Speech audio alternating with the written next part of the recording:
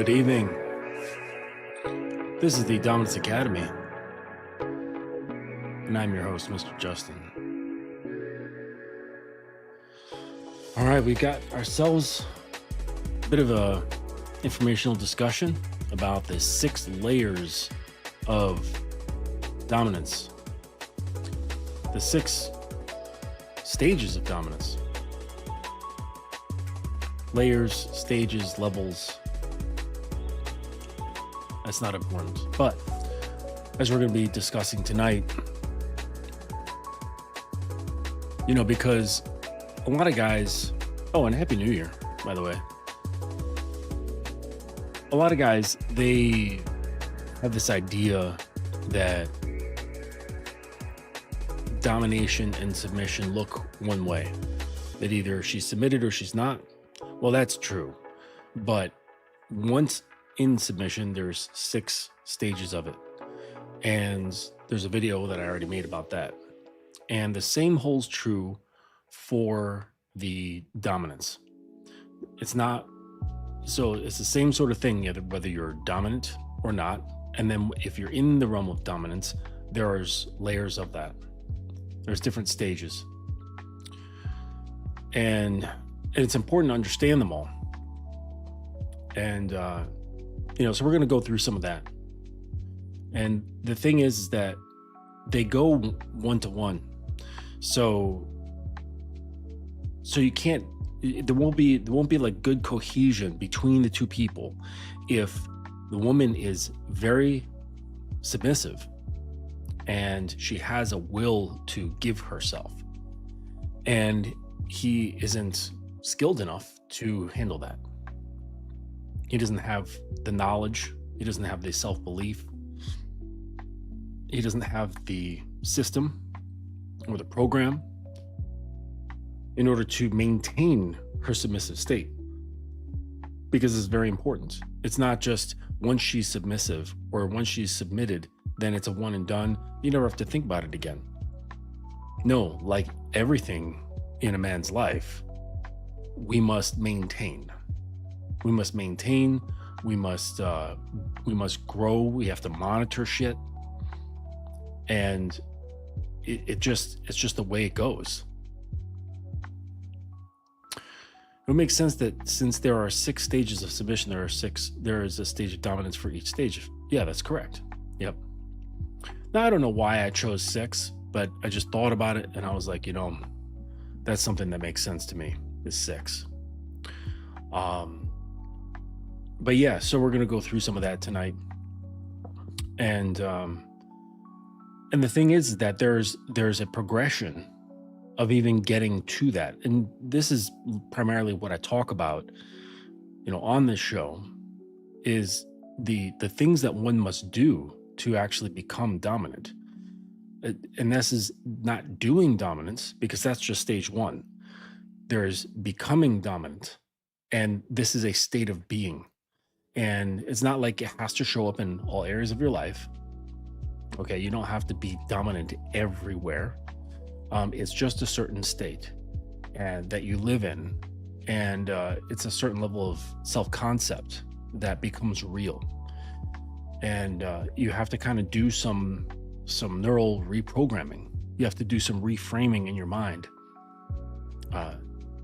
Like a simple one is the whole, shout out to who is it, Boss Mac, who said dick is a gift. Okay, now I like to say that it's a reward. Okay, because gifts we give because we like somebody, or because it's a special day, or something along those lines, or you just because you feel like it. I don't think dick is a gift, but I understand what he's getting at. I think more accurately put is dick is a reward, and it's something that a woman receives for being a good girl. Or it's something that she receives for following your lead, and or whatever sort of criteria you hold that would allow her to receive such a wonderful thing. And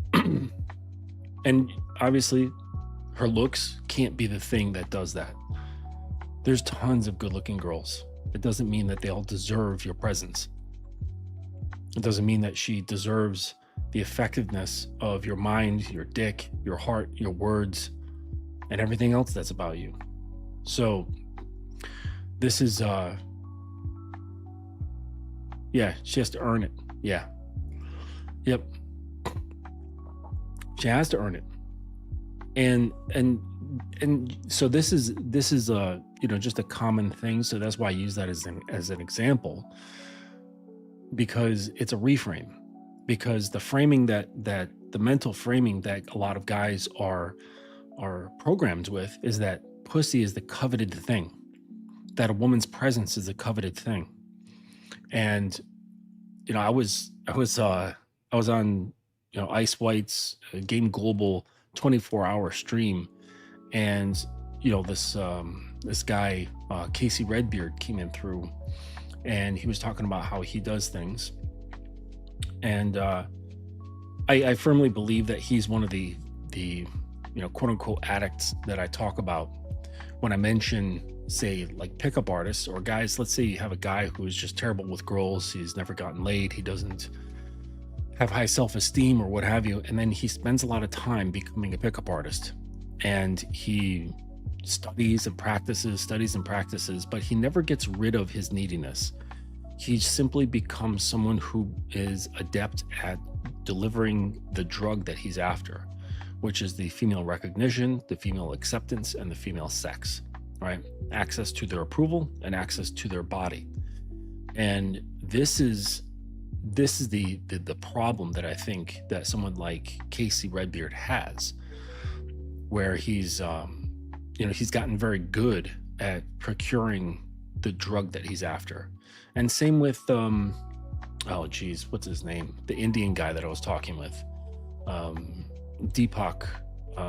He and I were going back and forth, and he's like, yeah, but he was talking about lying to a woman. He was coaching one of his guys, and he had like an earpiece in the student's ear, and he was talking to him, and he's like, tell her this, tell her that, and he says, tell her that you're a tantra sex master. And he did that, and I got on him because I was like, you're teaching your students to lie, and this is not manhood. Like we don't need to lie, especially to women. It's deplorable. It's not integrity. It doesn't speak of having a spine that's rigid. Okay, that speaks of a spine that's rubbery, that will kind of bend and twist to get whatever it wants. And this is not the way. And because look at the world around us, right? This is due to men having rubbery spines. We have strong spined men, and the world responds. That you can see it. We have a world of weak, rubbery spined men.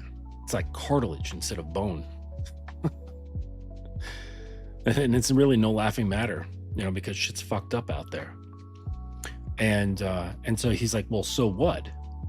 So what? He lied. Big deal. Like, it's just a white lie. At least he got laid. And I'm like, yeah, I'm happy that he got laid, because I think it was a virgin or something like that. But the fact of the matter is that that he had to lie to a woman to get in her pants. And this is, I don't know, it just reeks of weakness. And so we can't do that. We can't lie to women just to get pussy. Like, that's crazy, because that shows it rules over you even more.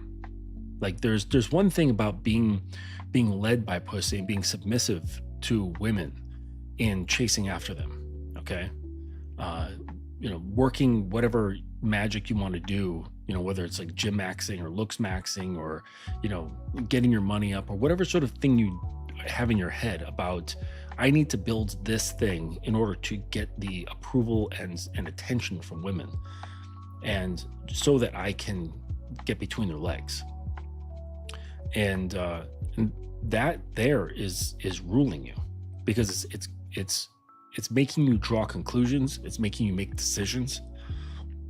And this is not right. You should make those decisions if it's something that you want to do.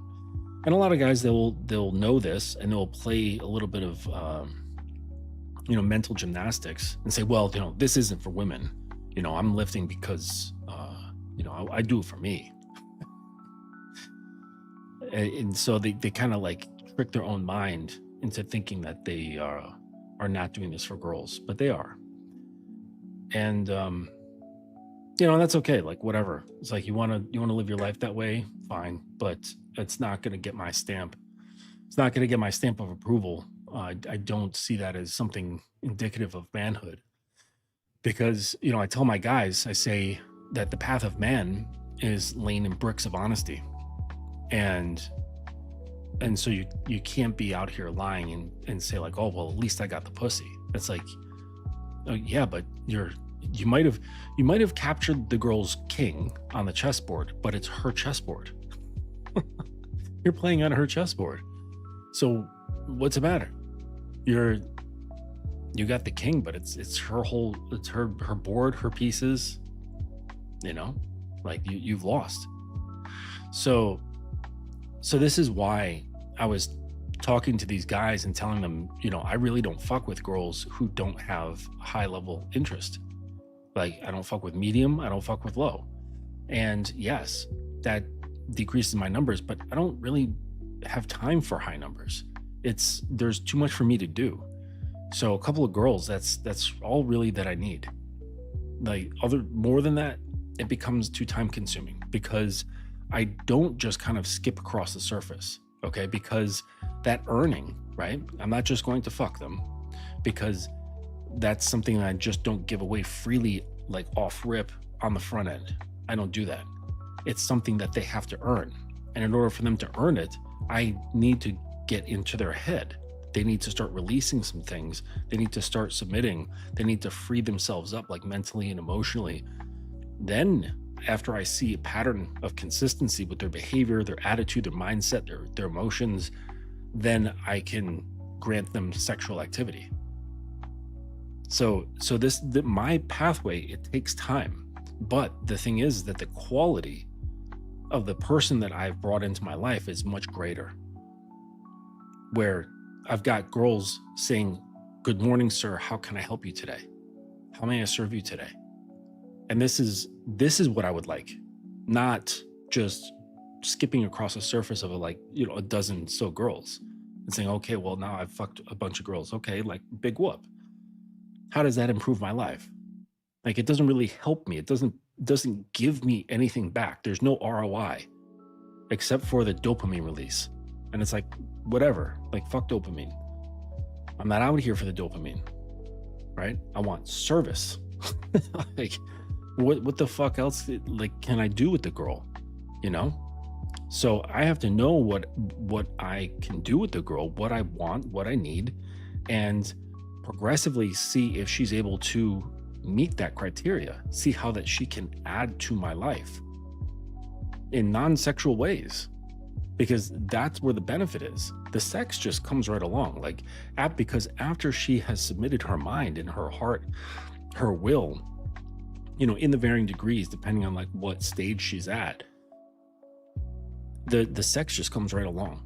Like, because as woman frees up her will, then and opens up her heart and relaxes her mind, her body follows. You don't have to do much, except just kind of like spinning a basketball in your hand or your fingertip. You don't have to constantly hit it. Like once it's going, you just spin it a little bit, or like a frisbee. You just have to knock it like every couple of times to keep it spinning.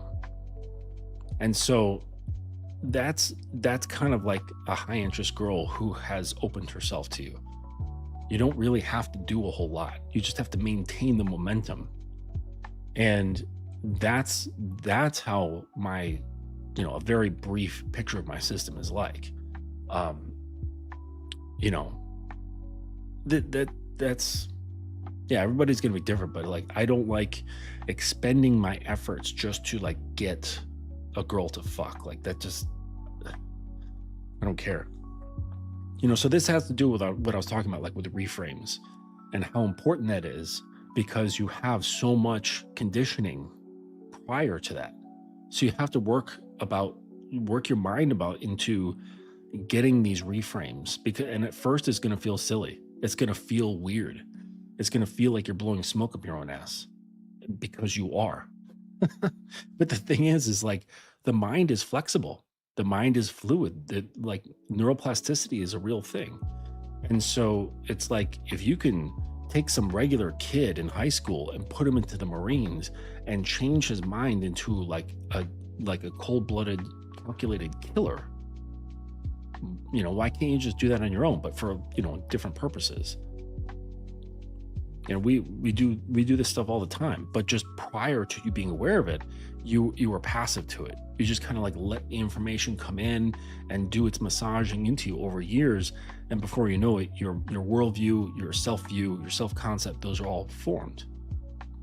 And so now it's incumbent upon you to grasp hold of these things and choose how you want to think. And it's gonna feel weird at first, because the baseline, while just as fake, just as much smoke, okay, it's been sitting there for a long time, so it's sort of embedded. And so you have to take the time to like constantly get your mind into a new groove, like you're trying to carve a new groove into your mental framework. And so that's why reframes are really important. Such as sex is a reward. She has to earn my attention, earn my time, right? And then that kind of like having phrases like that to yourself kind of puts perspective on things, for one, like when you're dealing with a girl, and two, it acts as like a counter to those things that are pre-programmed, before you became self-aware and you started kind of putting things into motion in your own way.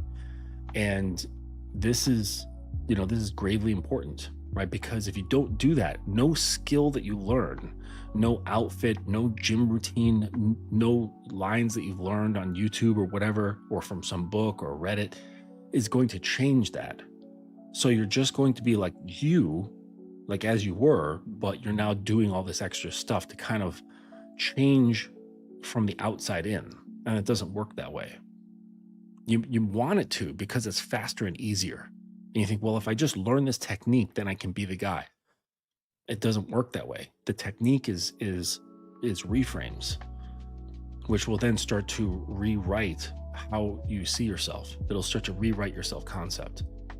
And the thing is, the reason why you need to do this, well, for your own mental health, but also because this is the exact same thing you're going to be doing to the girl who's earned your dominance, who's earned your leadership, earned your guidance and your influence. You're going to be doing the same exact thing to her. So you need to learn how to do this on yourself to see how it feels, the internal resistances, the aha moments, what happens like when you pay more attention to how your body feels, like when there's tension or anxiety, when you're happy, when you're aroused, like all these things, because you're going to have to becoming very sensitive to her different states. Because the only way you can really control something is by having great knowledge of something.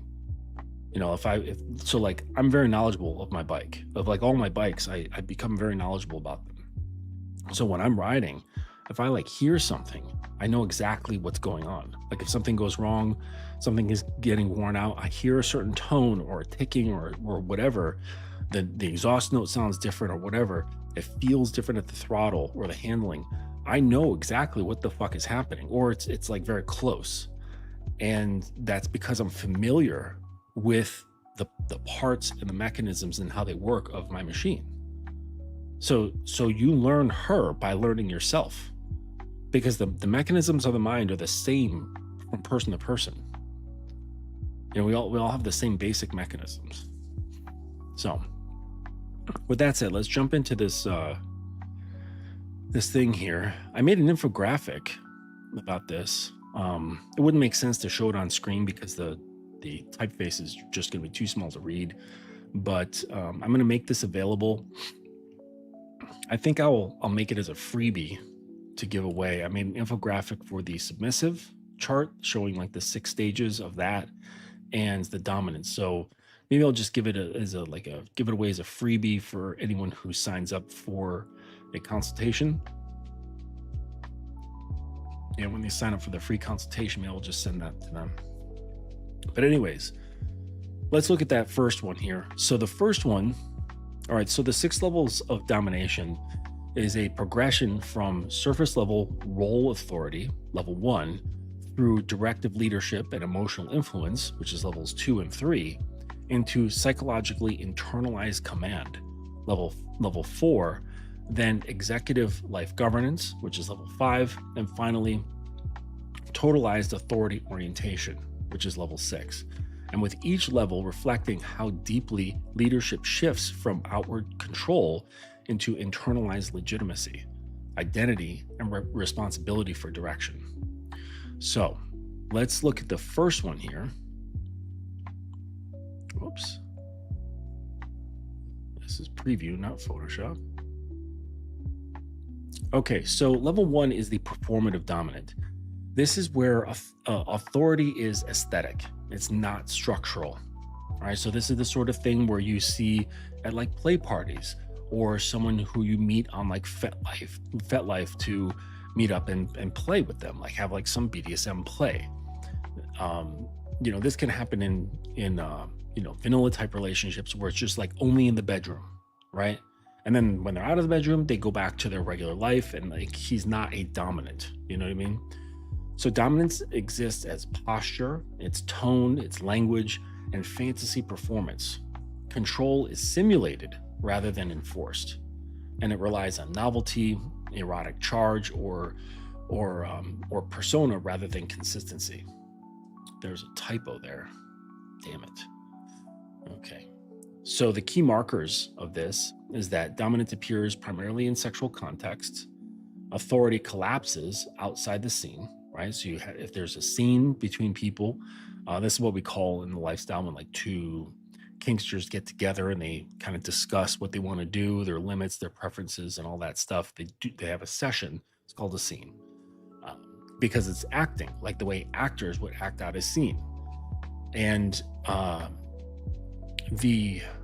that's what they call it. So authority collapses outside the scene or outside the bedroom, and rules are spoken more than enforced.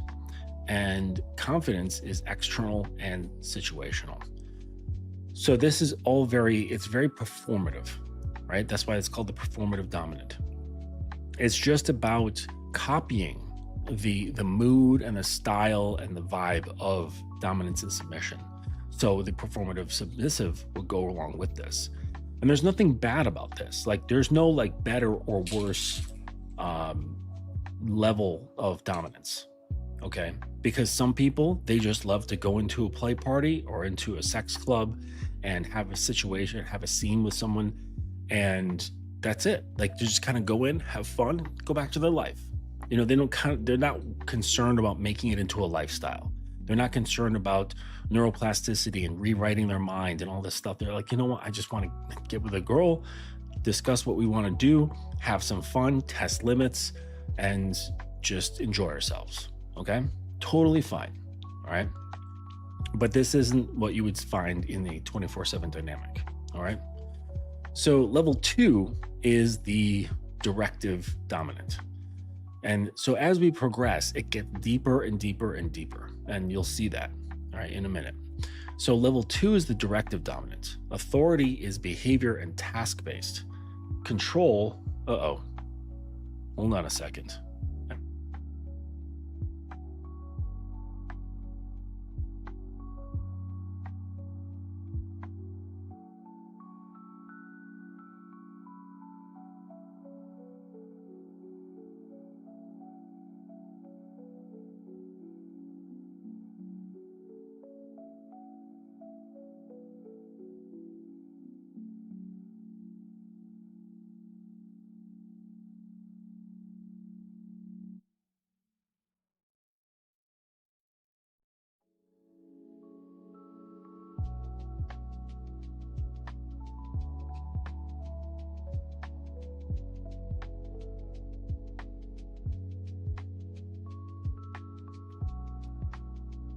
All right, sorry about that. I've just got to just bring something to the door.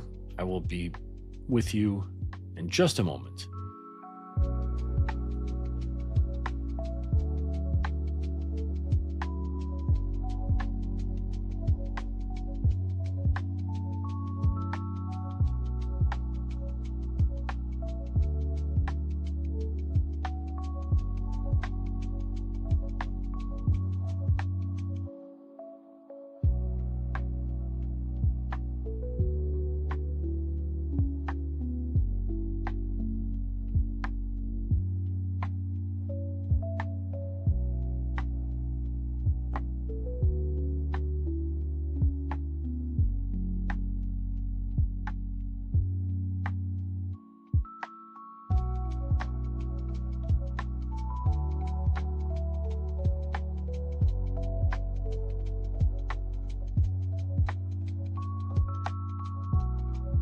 All right. Pardon the interruption. All right. So we're back in here about the directive dominant. So authority is behavior and task-based. Control is real, right? She's agreeing to follow rules, but it's narrow, right? It doesn't cover a wide set of behaviors. You're not trying to get into her head. You just want her to follow certain things, okay? Rules about your house if she comes over, various physical activities, and so on. Leadership is compartmentalized. So clear markers are clear expectations, or key markers are clear expectations and protocols. Focus on obedience and follow through. So you're telling her, I want you to drink, at least 1 liter a day. I want you to, once you finish 1 liter, you're going to check in with me. You're going to tell me that you did. Let's see. I want you to keep it like an online journal that you fill in like 3 times a week that I have access to, like a shared Google Doc, exercise, various things. Okay. And so the focus is on the obedience and follow through, and authority is limited to agreed domains. So the submissive has a lot of say so at level 2. Like she's willing, but she's like, okay, I'm willing to be guided and led in this area, and this area, but not those areas over there. And emotional influence is minimal. So she's just like level 2 is weird, right? Because it's a transitionary level. But again, some people land there and they're perfectly fine. Jesus.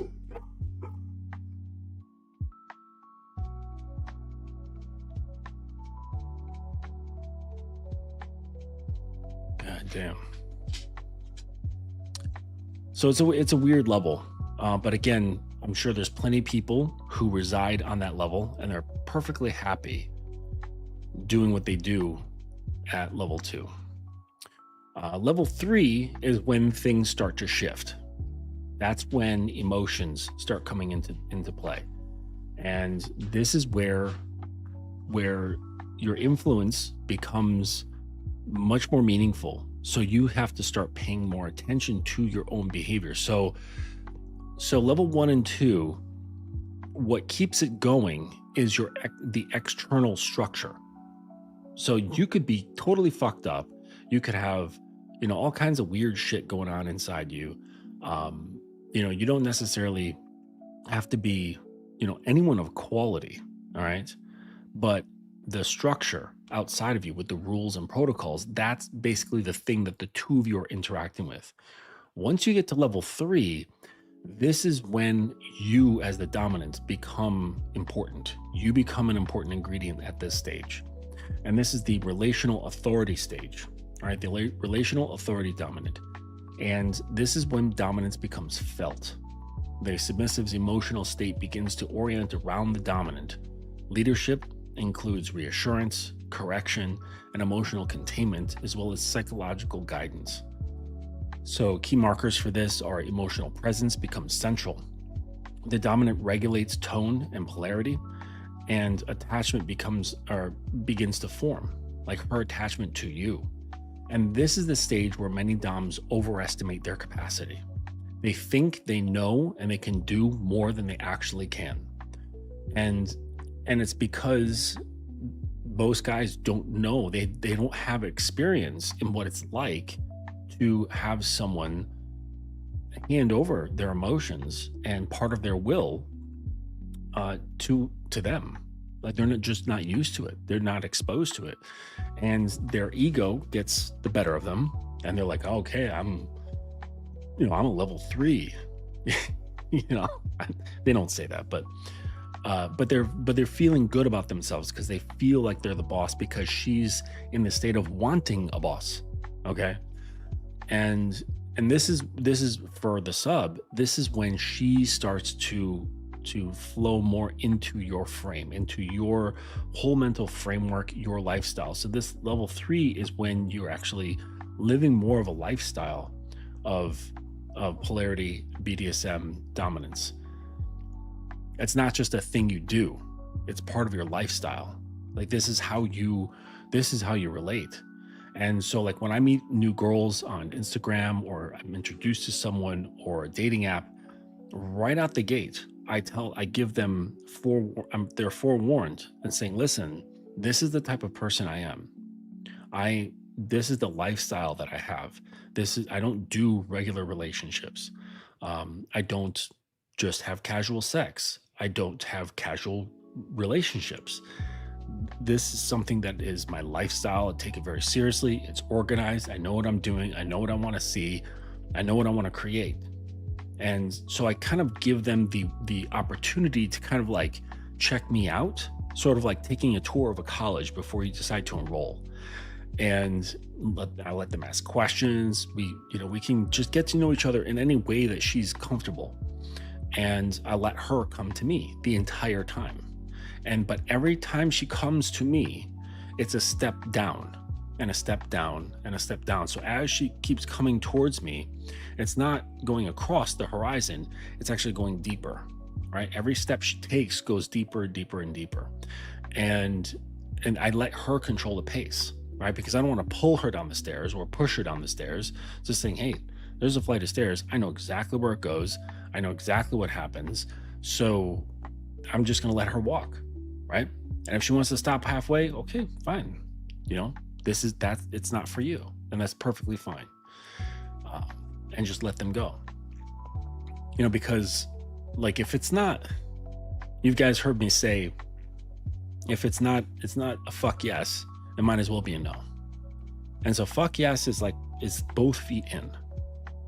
And so if she doesn't have that desire for me, if she doesn't have the desire to learn, she doesn't have the open-mindedness, the willingness, the curiosity, the enthusiasm, the sexual attraction, and the coachability, right? My 5 criteria. If she doesn't have those, then she's going to stop at some point on that descent.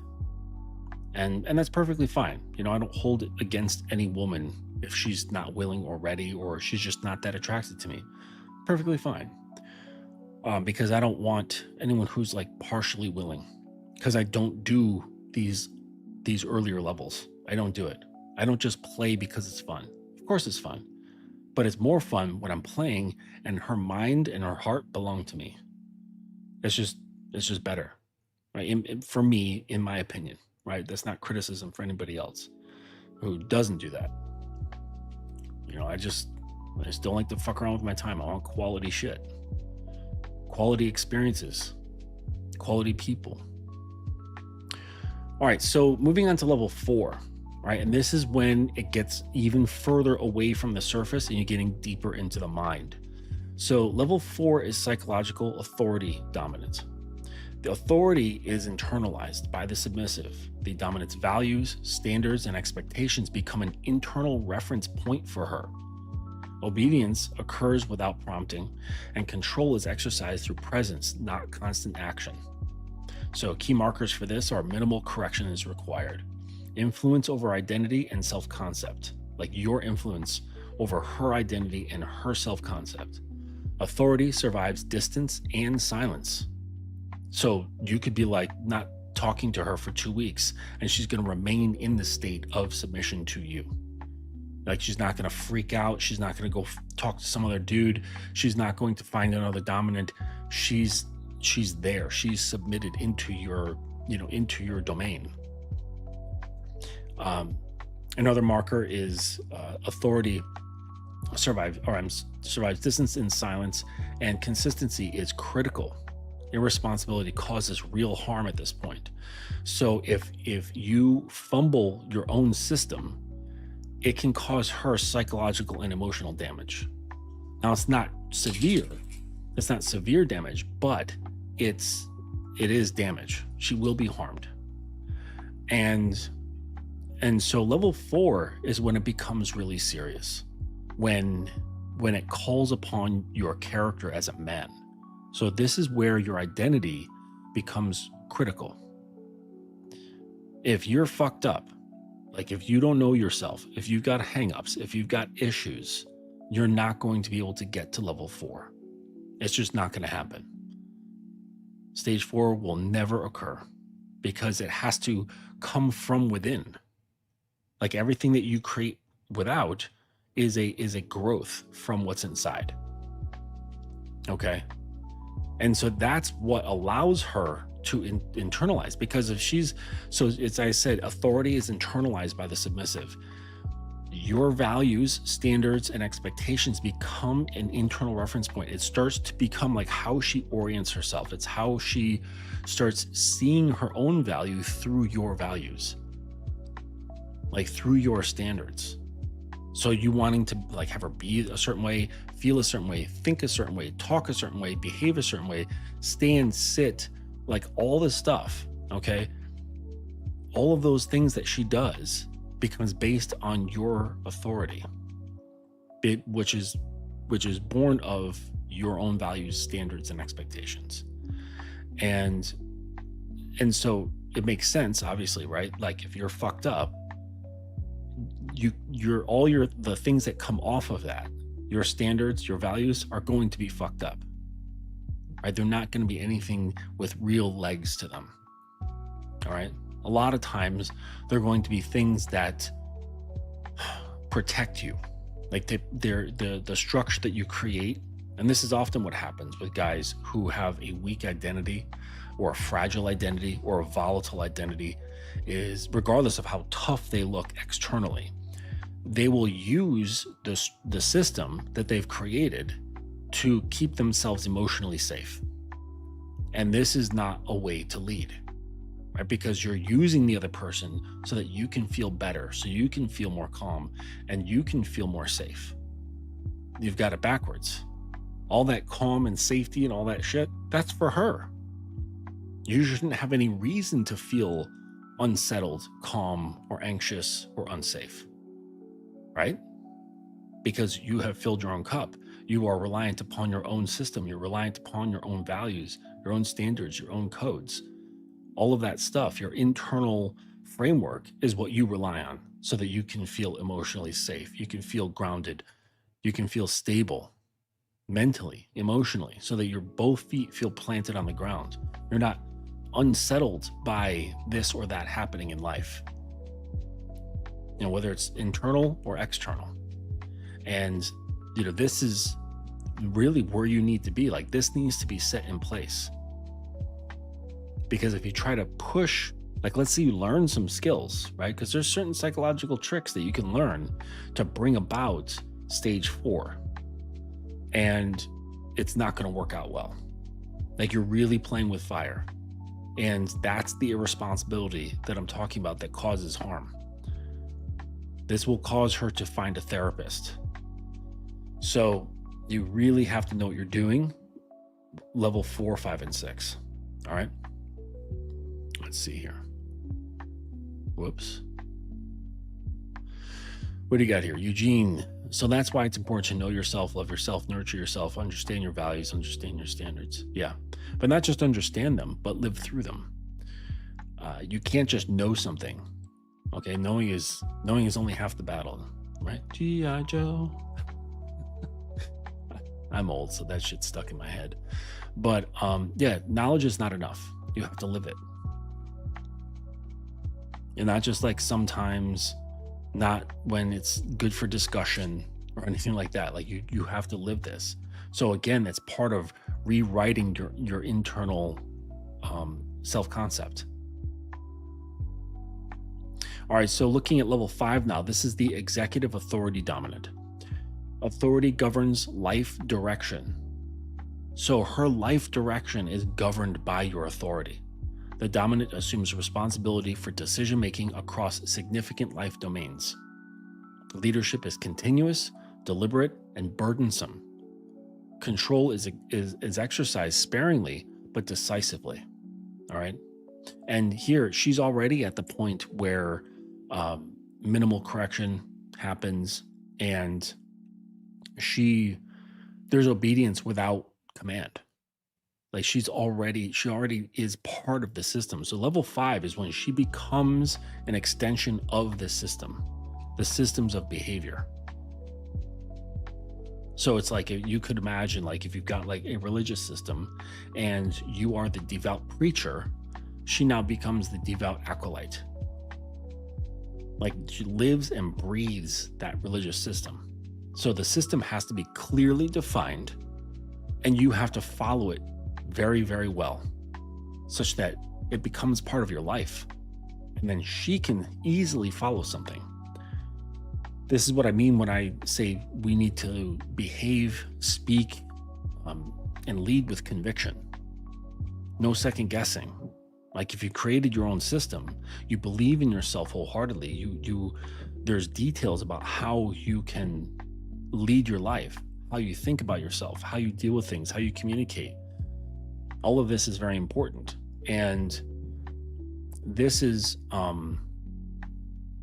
it's important that it's clear to you and that you're following it better than she is. That's a key point right there.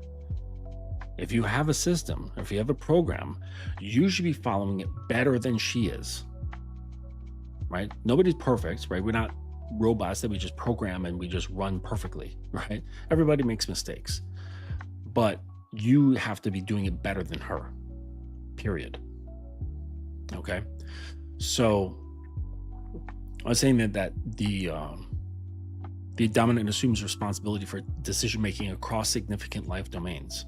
So we're talking about health, family, time, exercise, food, sleep, education, work, like all of these things come back to you. And she's like, what would you like me to do?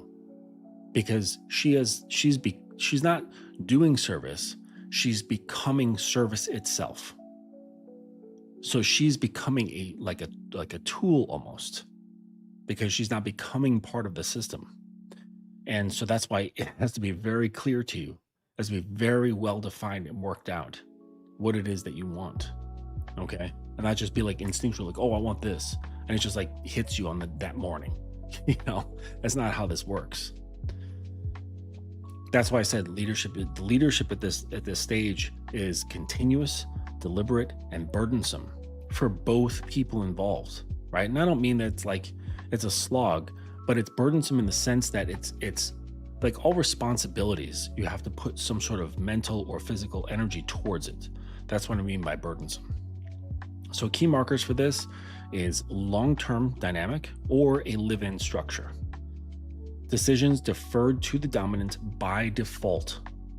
It's like she's automatically, like if something comes up, like she's asked, oh, do you want to get together with the girlfriends and like go have a picnic on Saturday? Without a second thought, she's deferring to the dominant. She's deferring to the leader and saying, what would you like me to do? It's not even like, what should I do? The first thing is the should is ask him, ask the dominant, ask the leader, ask the authority, what should I do? So the decisions are deferred to the dominant by default, and not as a rule, but as a natural reaction. Like that's just the first thought of the mind. Established emotional and logistical containment. So just everything's contained. That's what I mean by having a very clear understanding. High cognitive and ethical load. So there's a lot of psychological stuff, a lot of emotional stuff that you have to be aware of and that you have to manage, both in your state and hers. And then there's ethical things that come into play, because now you're basically rewriting someone's existence. You're rewriting how someone sees themselves. You're rewriting a self-concept into something that what you want it to be. You're reforming the clay. And so that in and of itself, plus the details of what goes into that, there's some ethical concerns. And that's stuff that you're going to have to wrestle with. It's something you have to consider, right? Because leadership at this level is thorough. And this level demands maturity, it demands stability and external grounding. So you really have to be on top of your shit internally and externally, okay? It doesn't mean you have to be the best dude. It doesn't mean you have to be a millionaire. It just means you have to be mature, stable, and grounded. No fucked up shit. There's no room for it because she has become so liquid at this state. There's a very small margin of error. So you have to be tight and you must have endurance. Like, this isn't just like a stage that you just play with from time to time. Okay. All right. So the last stage here, level 6, just like the submissive one, may or may not actually exist. Okay. This is more theoretical, right? It's a logical step. Okay. But can it actually exist in reality?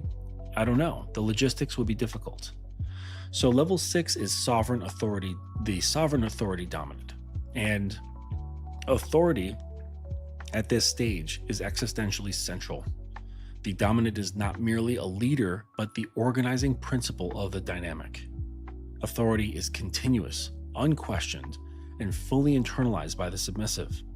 So this is like, you're basically like this mini god to her, in the sense that, like, if you look at it, say like an Abrahamic God, right? Authority is existentially central.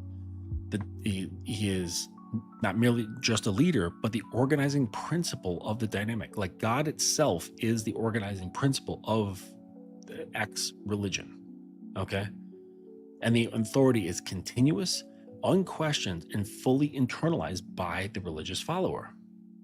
So at this point, it becomes like religious devotion. And this is not control, right? Because, look, God's not really, I mean, he is in control, but he's not in control. He doesn't take control. He's in control, but he doesn't take control. It's stewardship, okay? So God is very much like a steward. What's that thing like in Christianity? Something about a shepherd, like being a shepherd of a flock. Like, that's kind of how it is. You're not like grabbing only when you need to. Like, that's why the shepherd's crook, it has that long pole with a little J-shaped, upside down J-shaped hook on there, because it can, if a sheep has gotten too far, it puts it around its neck and kind of yanks it back into place, back with the group.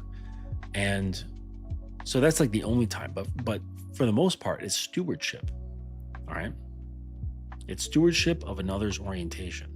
So key markers here are long-term or live-in structures. Again, like, this is basically the same as level 5. But let me double check on that.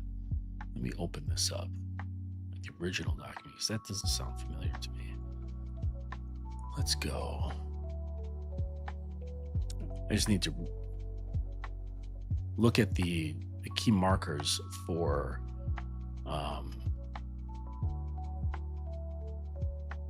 level 6 and just double check on that. I think I have to redo my chart here for level 6. Yeah, I accidentally copied it and didn't do that. All right, so so the key characteristics are full-time authority without role separation, responsibility for identity, meaning, and direction, absolute consistency is required, and zero tolerance for instability. So, meaning, like, there's no tolerance. It's not like there's little tolerance. There's no tolerance. There's no play. Okay. Like, if you ever worked with like machining, like machine parts or something like that, like sometimes there's a little bit of play in something. There's no play. It's smooth movement. It's tight. And I don't see how that's even possible as a human. This level is rare and incompatible with ego, chaos, or unresolved pathologies. It just doesn't work. Okay. And that's why I think that this is just a fantasy sort of thing. I don't think that it's quite possible for most people. Like, the vast majority of people don't have the ability to get to a level 6, both in the dominance or the submission. Where's the thing? Okay, in there. And then I need to delete this. Move that to the trash. Okay. So where was I? Okay, so most men, they believe that they are operating at levels 4 to 5. They really do. In practice, most stabilize at level 2 or 3. Advancement is then constrained not by desire, like going beyond level 3, but by consistency over time, emotional regulation, ethical restraint, and capacity for boredom, right? Because well-running machines, well-running systems are not very exciting. There's going to be great periods of boredom, okay? And there was a time, like early on in my kinky life, where I did not like well-behaved subs. I enjoyed the brat who could, do little sneaky things to kind of get under my skin. She'd hide the TV remote or something like that. Like she would replace all the Advil in the bottle with Skittles. Some shit. I'd have a headache and I want some Advil, and I look in there, there's fucking green and yellow Skittles in there. And just little pranks and shit like that. Like I found that fun because then I could engage, and then I could punish her, and then we do all this stuff, and there's that energy back and forth. But for my personality type, at least, it started to get draining. It was just, I would just find it draining after a while, and I'm just like, man, I don't like, I like it, but I don't like it that much. I don't need it that much as part of my daily life. So I stopped dealing with girls who were like that. And then I realized after a while that the brat, there's not really a brat. I don't think it's like a real submissive archetype, or if it is, it's very rare. And most of the subs that identify as brats, it's really a defense mechanism. I think they get used to it and they're comfortable with being a little prankster, but it's used as like this emotional buffering. Kind of like the guy who's always telling jokes. He's never serious. You can never catch him being sincere. He's always joking around. That kind of person is protecting something. They're trying to hide something. They're trying to keep their sincere personality tucked away. And they don't want anyone to see it and be distracted by all the fun times and the jokes and the ha-has. All right. And so I think it's a similar thing where it's an extension of insecurity, fear, and pain. And it's just a fun and engaging way to deal with that. So after I understood that and really just kind of bonded with my own preferences, I was like, you know what? I really don't have any patience or desire to mess with subs that are brats, okay? Or in the old days of BDSM, they were called SAMs, which, SAMs, it stood for smart ass masochist. Same thing. So there's failure modes with the levels of dominance. So I'll talk about those real quick.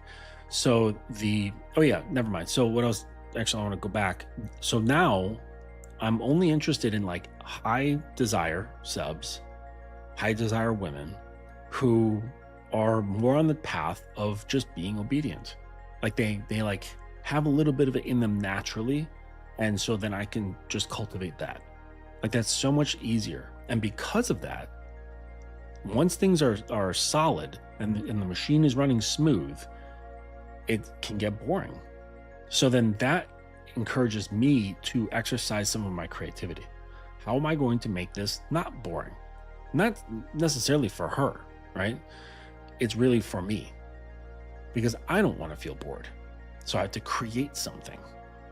And she, without a doubt, is going to just follow whatever I create, because that's how I've trained her to be. I trained her to follow. So I create a certain something, she's just going to flow right into it. So if I don't want to feel bored, it's on my shoulders. So real quick, let's just look at the failure modes at each level, and then we'll pull this to a close. So level 1, the performative dominant, failure occurs through exposure. Persona collapses under pressure, and the the moment compliance is inconsistent, the dominant either escalates theatrically or withdraws. Authority evaporates because it was never really there in the first place. It was all just play. So level 1 can't really handle like real pressure and real tension. Can't handle real issues that occur within the play. Okay. And that's what I mean by exposure. Something will happen. They can't control it. They can't fix it. They can't realign it. And they get exposed. It's like, I'm just playing a role here. Like, something happens on set while they're filming a Marvel movie, and there's some dangerous situation, and Chris Hemsworth is there in his Thor outfit, and he's like, I'm just Thor. I'm gonna run the fuck out of this burning studio because I'm not really a superhero. I just play one on screen, and so that's what it is. Like this, some situation will expose the dom, and that'll be it. Okay, because it's not real authority. It's just playing with authority. Level 2 failures is the directive dominant, and this is failure manifests as rigidity. So the dominant becomes rule bound, reactive, and overly corrective. Control exists, but leadership does not. Submissives comply without bonding, leading to boredom or quiet disengagement. And so this is like, again, where this is the stage that was a little bit weird, and you're just using the structure to kind of hold things together, but it's not a very immersive structure. Like, again, like it's just beyond performance. It's like, yeah, I like this, I can do this, but you're not really there. You're not really in it. You're not in it to win it. Neither person is. And so because the structure isn't very detailed, it can easily fall apart, but it is there. And, what can happen is that if the sub doesn't follow a certain something, the dom is likely to be reactive and like over exert his control. All right. Level 3, the relational dominant. The common failure here is emotional contamination. So the dominant allows attachment to erode hierarchy with like over explaining, negotiating excessively, or seeking reassurance downward, right? Like seeking reassurance from the sub. And then authority is inconsistent. And so, yeah, I mean, that's pretty straightforward. But the thing here is that with the seeking reassurance downward is a big deal. Okay, because that shows that he is still looking for female reassurance. She's still looking for female validation. Am I doing this right? Is this okay with you? The excessive negotiation, the over explaining. And this is something that one of my guys was really bad with his girl, because he didn't trust himself. So he didn't trust himself, and he feared that his commands would go, they wouldn't land well with her. She wouldn't like what he had her do. And, and this is not just sexual stuff. We're talking life, because they're, a long-term couple. And so he was doubting his own ability. And to make it more palatable to her in his head, he would over-explain. And I'm like, dude, you're talking way too much. Just say the thing that you want to do, or you want her to do, and that's it. So I was explaining kind of like an airplane lifting off, flying, and then landing. He was putting so much emphasis on like the liftoff and the landing, when all you really got to do is just talk about the flight. That's it. Just the part where the plane's fully at altitude. Okay.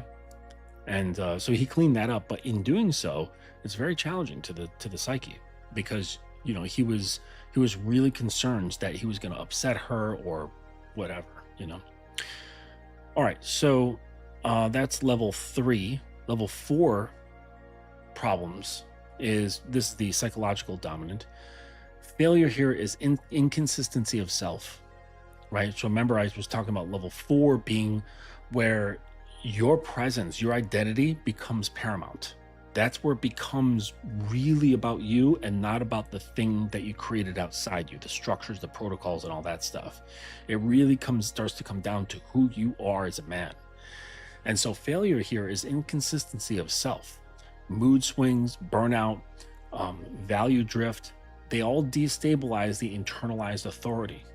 The submissive feels disoriented, not rebellious, but she's thrown off.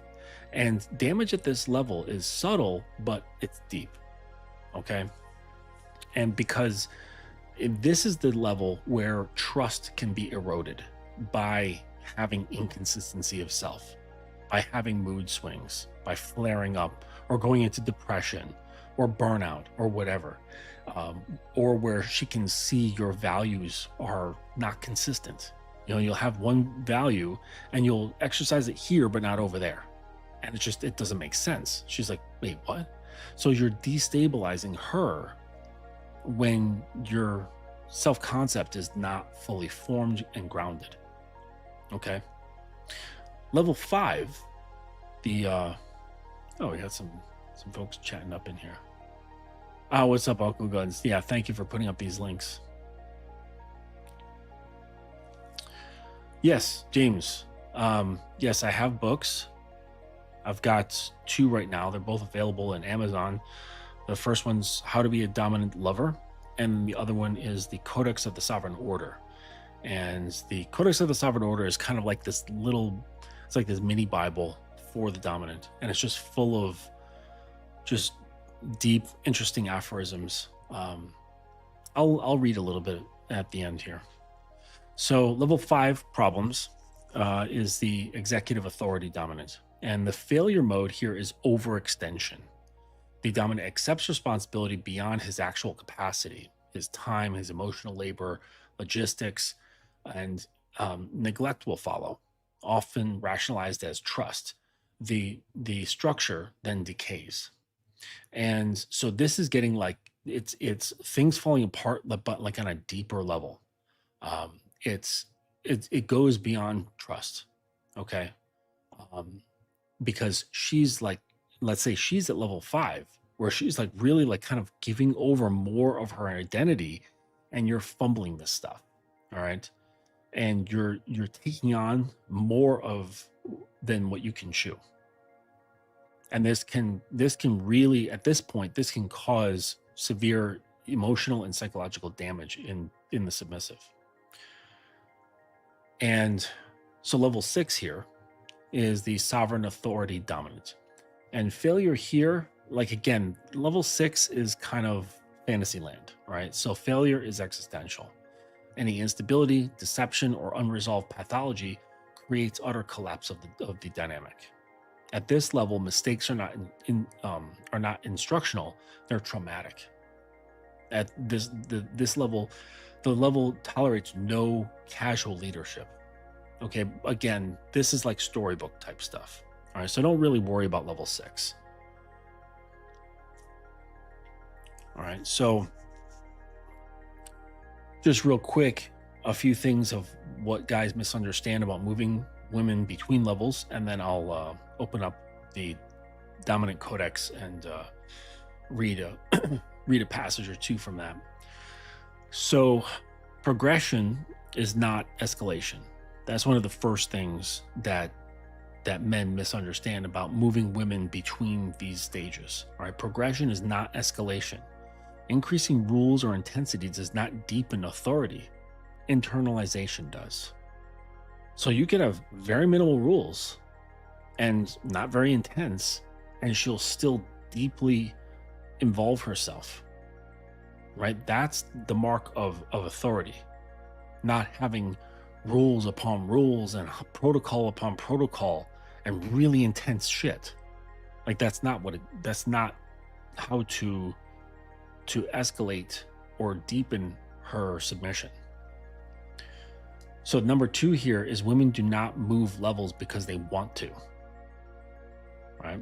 That's a misunderstanding. They move levels because the man's authority proves reliable under boredom, stress, and absence.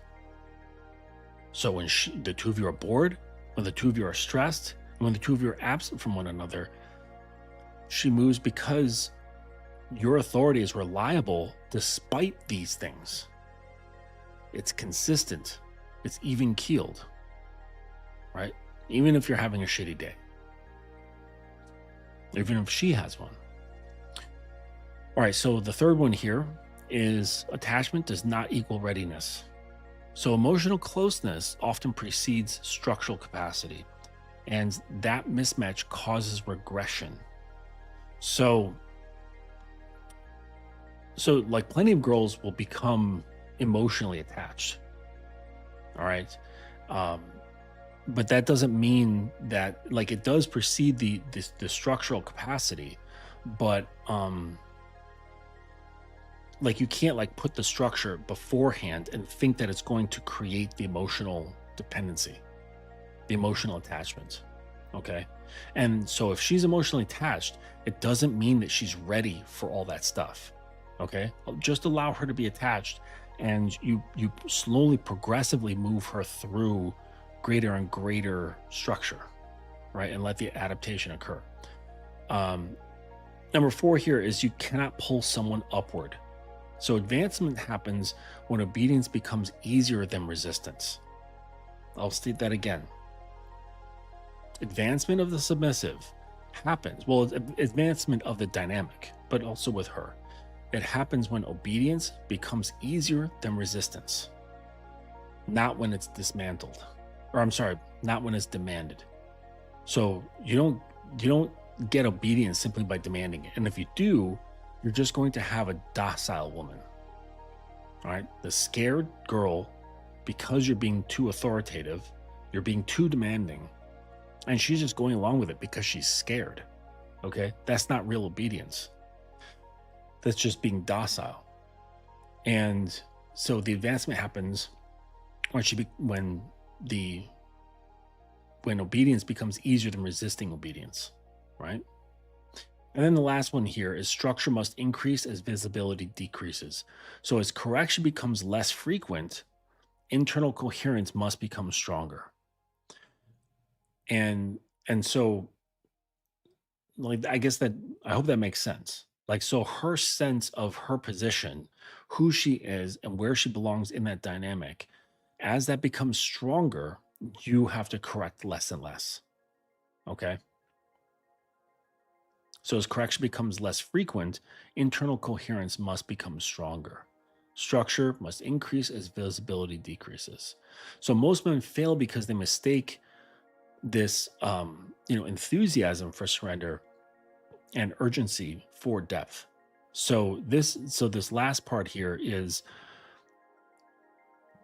what you really have to watch out for is someone, like, say they have that high interest. This is why, like, when a girl has high interest, I immediately control the pace.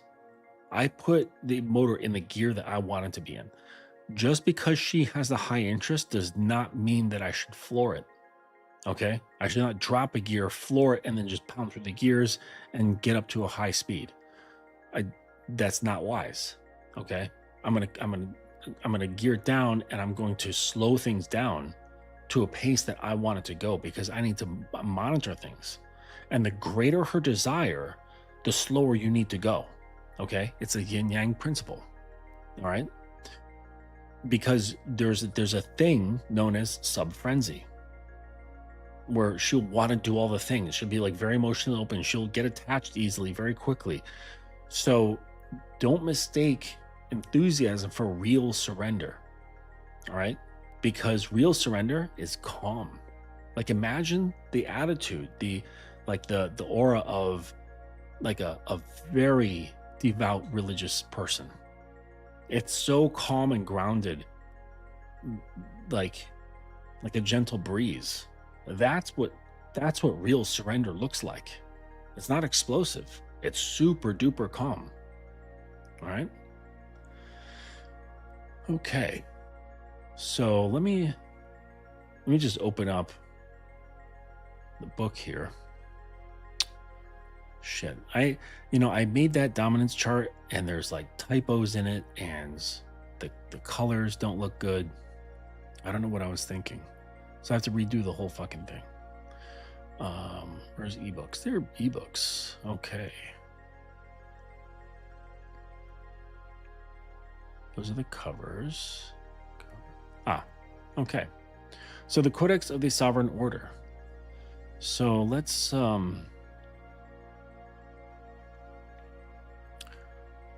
right, so I'll read chapter 2 verse I don't want to do 2.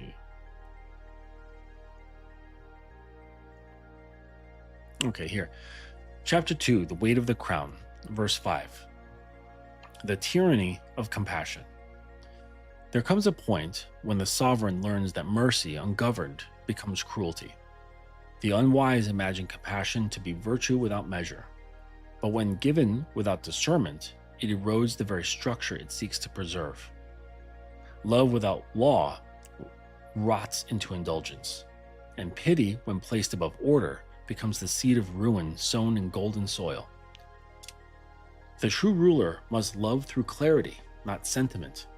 His heart feels deeply, yet his hand remains steady. He does not save all, for to save all is to betray the balance. Some must fall, that others may stand. Some must be denied, that the sacred may endure. This is the unspoken agony of power, to see the whole and act against the part. The weak call him cold, for they mistake feeling with reaction. But feeling is the beginning of wisdom, only when it submits to purpose. The sovereign grieves in silence for what he must destroy. He buries mercy beneath duty, so that both may survive. His tears do not fall upon the world, though they water the roots of his restraint. The crown demands he love as the sun loves, impartially, without choosing, without trembling. And like the sun, his warmth burns as often as it nourishes. For compassion that refuses to wound will never heal. Mercy that fears consequence will birth decay. The tyranny of compassion is subtle, for it wears the face of goodness. It whispers, "Spare her, spare them, spare yourself." And in obeying that whisper, kingdoms rot from within. Thus the sovereign must turn his mercy into instrument, not indulgence, an edge honed by conscience guided by law. He gives not what pleases, but what purifies. He takes not out of cruelty, but to preserve alignment. He suffers that others may grow. He is hated so that truth may endure. Thus is the 10th teaching. To love rightly is to wound wisely. He who spares all corrupts all. He who governs mercy by law becomes its purest vessel. So that's an example of what's in the Codex. There's, that was just in one section. And so there's a number of chapters, and they all kind of have a different theme. So if you're interested in that sort of thing, where it's just wisdom about dominance, wisdom about leadership, wisdom about manhood, please go on Amazon, grab yourself up a copy. The easiest thing to do, well, there is links in my, Uncle Guns has put them up in the chat, but in the description of the video, there's links, or you can go on Amazon and just type in The Dominance Academy, and you should see the books. So the Codex of the Dominant Order, it doesn't have like a cover with a lot of prints and stuff on it. It's just black. So let me see if I can show it here. Let's go here, and then where's the ebooks?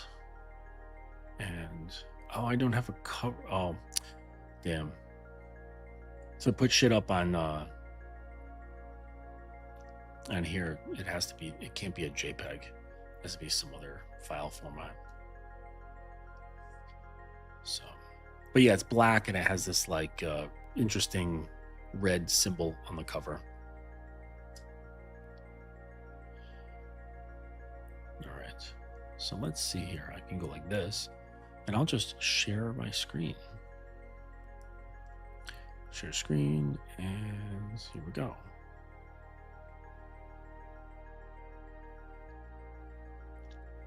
Yeah, okay, so here you have it.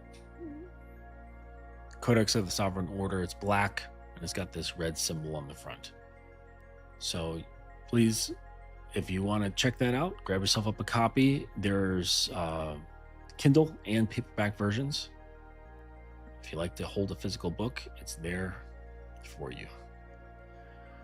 All right, so that's all I had to share this evening. I just wanted to go through that. I don't want to muddy it up with like a whole bunch of other stuff. Just make sure like that this video is nice and concise with a very set particular bit of information about the different types of dominance. So like I said, there's different stages of dominance. Okay. And once you get past level 1, this performative thing, which is perfectly fine. If that's all you want to do and just like play with your girlfriend in the bedroom and have like, fun times, cool. I love that for you. But, amongst DOMs, we're all at different levels. And sometimes you fluctuate. Like if you're with someone for a long period of time, you fluctuate. Sometimes you go between levels, and you shift back and forth. Like in my dynamic, it probably fluctuates between like 3.5 and 4, just, from week to week or month to month. And that's okay, right? Because we're not robots. Like you can't just like set the programming and then you're that way perfectly all the time, indefinitely. Just life doesn't work that way, yeah.